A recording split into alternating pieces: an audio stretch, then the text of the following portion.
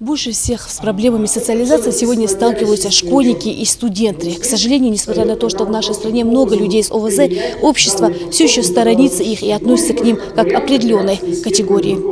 А ведь они талантливые, целеустремленные, с желанием развиваться, покорять мир и с мечтой жить полноценной счастливой жизнью. Собравшиеся в зале специалисты в области инклюзивного образования говорят о том, насколько важно открывать проекты и программы, направленные на улучшение качества образования для детей с ОВЗ. Работа проходит с подключением экспертов в формате видео со всей страны. Я вижу, в зале собрались неравнодушные люди, которые понимают, сколь важна задача социализации детей с инвалидностью, их совмещение со своими сверстниками и, конечно же, обмен опытом, практиками инклюзивного образования среди педагогов, наставников.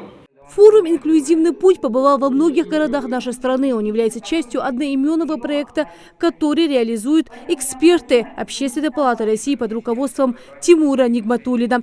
Он сам не понаслышке знает, насколько важно адаптировать детей в полноценное пространство и какое огромное значение имеет поддержка государства в вопросе образования для студентов и школьников с ОВЗ.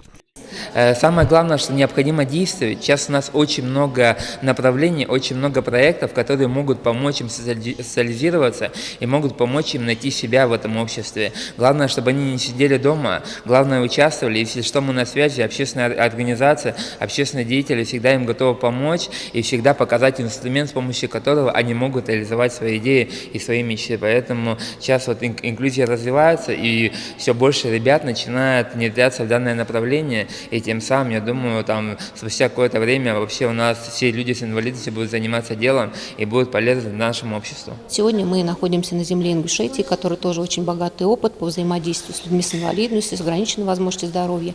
И надеемся, что в результате вот нашего сегодняшнего мероприятия, нашей работы форумной, мы узнаем какие-то интересные практики, которые будем в дальнейшем реализовать у себя.